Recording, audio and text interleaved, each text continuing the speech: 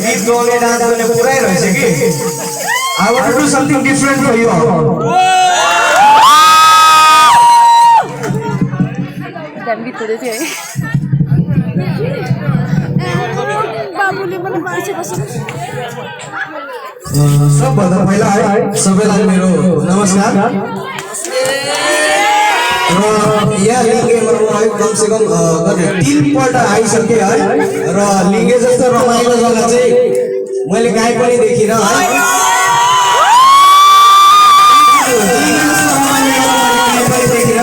र यहाँ अब लिङ्गेको जति पनि मान्छेहरू छ है एकदम सपोर्टिभ छ र म सबै अब मैले धेरै कुरा सिकेर गएको छु र हाम्रो गाउँमा पनि यस्तो हुनुपर्छ हैन मान्छेहरू यस्तो हुनुपर्छ र यस्तो रमाइलो हुनुपर्छ र दुःख सुख पर्दा पनि हैन एकदम सपोर्टिभ हुनुपर्छ भन्ने कुराहरू मैले सिकेको छु र हाम्रो गाउँतिर पनि है हाम्रो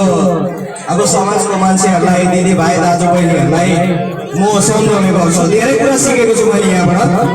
र म के गर्छु भन्दाखेरि चाहिँ अब गीत पनि गाउने पुरै रहेछ डान्स पनि गर्ने पुरै रहेछ है तपाईलाई हाँस्नु मन लागेको छ हाँस्नु मन लागेको छ नि हैन र म तपाईले म अलिकति स्किट गर्नेछु है र स्किट चाहिँ के भन्दाखेरि चाहिँ सुनको औँठी हेर्नु भएको छ तपाईले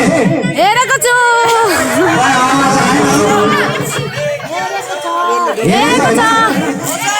सुनको औँठीबाट चाहिँ है म 2 लाइन चाहिँ तपाईहरुलाई अब अलिकति भए पनि अब कमेडी गरेर देखाउँछु है हाँस्न उठाउँदा पनि हाँसिदिनु हाँस्नु सजिलो छ केही छैन दाँत देखाउनु है सुनको औँठीको कुरा थाहै छ तपाईहरुलाई सुनको औँठीको कुरा थाहै छ है र म त्यो कुराको अलिकति एक्टिङ गर्दैछु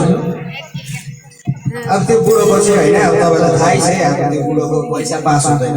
बिल पास हुँदैन हैन त्यति बेला चाहिँ अब कतिको चाहिँ अब उलाई टेन्सन छ है भन्दा हेर्नु न हाँसुदैन यो घरमा खै के बिना टेन्सन हो मजा आयो यो घरमा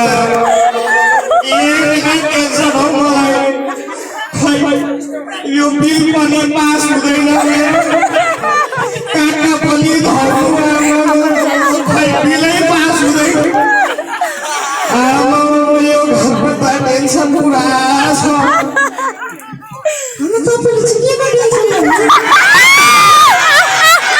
अब केको टेन्सन छ अब बिल पास टेन्सन भएको नि अब बुढी टेन्सन त तिमीले लिन्छौ नि मलाई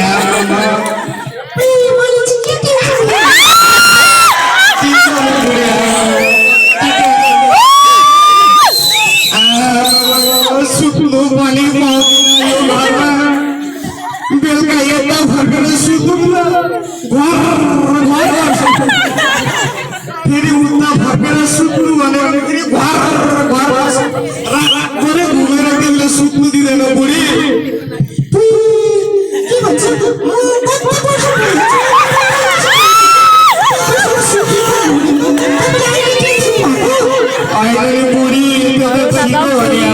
चारैतिरबाट टेन्सन भएकोमा तिमीले सुत्नु त देऊ न घरिघरि मैले सोचेँ नि अब तिम्रो नाक थुन्दिङ भन्यो भने मुखबाट तिम्रो मुख थुन्दिङ भन्यो घरिघरि नगराउनु बुढी घरिघरि त मैले सोचेँ नि तिम्रो नानाको 2टा फोन गरिदियो भने पनि खै अब आफै हुने डर छ यो घरमा त साह्रै टेन्सन छ के गर्नु कहाँ चाहिँ जानु पर्ने हो रुनु त सक्दिनँ नि रुनु पनि हो खै साह्रै टेन्सन भयो को आयो फेरि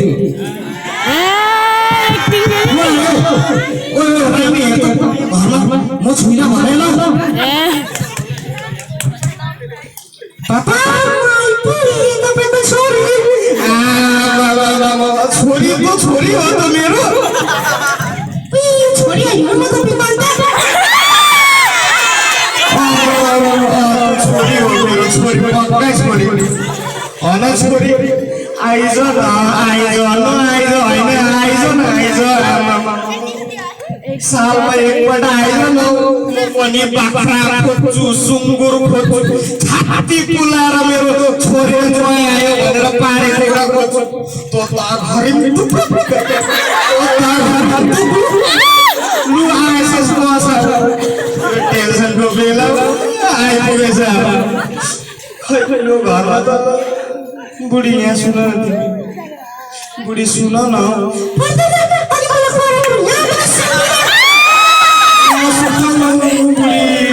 भयो दादा भयो मेरो सहारा यहाँ आउन बुढी यहाँ आउन मलाई कस्तो टेन्सन छ तिमीलाई थाहा छ मैले त अस्ति मर्छु भनेर पनि सोचेको थिएँ नि अब सोच्नु त पाएर त मर्छु भनेर सोचेको थिएँ हो त्यो त त्यो भिरबाट हात खनेर मरौँ भनेर यस्तो तल हेरेको त आमा केही देखिनँ हो अब मर्छु भनेर त सोचे नि फेरि तल झरेर खुट्टामा मात्रै भाँच्यो भने तिमीलाई टेन्सन मरेर नि अब हो फेरि मर्छु भनेर बिग खाएर मर्नु पर्यो भनेर बिग ल्याउनु गयो बिग ल्याएर आएर हातमा यस्तो राखेर खाउ त लाग्यो भरे खाँदाखेरि छाती मात्रै पोल्यो भने कस्तो हुन्छ भनेर नि खाइन हो म साँच्चै मर्छु भनेर चाहिँ अब सोचेँ होइन त्यहाँबाट मैले सोचेँ बुढी मैले सोचेँ म मर्छु भनेर सोचेको हो नि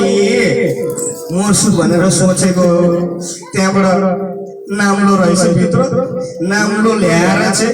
झुन्डेर मर्छु भनेर गयो नि अब भरे सास रिसासिँदो रहेछ अलिकति तर्किएको टाइट गरेको त हो छैन मरिन बुढी त्यस्तो मान्छेलाई त हिसाब नभन्छ त त्यस्तो टेन्सन हुँदाखेरि त जहिले पनि खुसी भएर बस्नुपर्छ त अनि बुढी खुसी त हुन्छु नि बिल पास भएर खुसी हुन्छु त खै म सोच्छु अब बुढी तिमीले घुर्नु चाहिँ नघुर घुर्छ भने पन्ध्र रोमा गएर सुन्त तिमी म एक्लै सुत्छु अब बिहान भयो बिहान हुँदाखेरि चाहिँ अब उसलाई खुसीको न्युज आउँछ होइन खुसीको न्युज आउँदाखेरि चाहिँ अब के हुन्छ बिल पास भयो भन्छ खड्डु अद्या अब बिहान चाहिँ अब खुसीको न्युज आउँछ खुसीको न्युज आउँदाखेरि चाहिँ बिल पास भयो अब बिल पास आउँदाखेरि डट कस्तो हुन्छ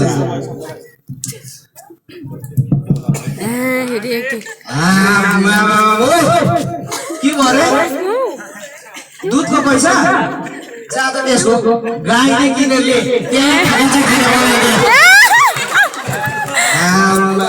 पैसा त कति छ एकछिनै खिड्कीहरू सबै खोल्दा यहाँ साह्रै टेन्सन भएको छ हावा अब कति दिन भएको छ खिड्की खोल अब चाहिँ मेरो यो टेन्सन सबै हट्यो अब त सबै टेन्सन हट्यो मलाई केही पनि टेन्सन छैन ओ बुढी कहाँ जान्छौ सिङ्गापुर जान्छौ जाऊ सिङ्गापुर जाऊ छोरी कहाँ जान्छौ यही बस्छ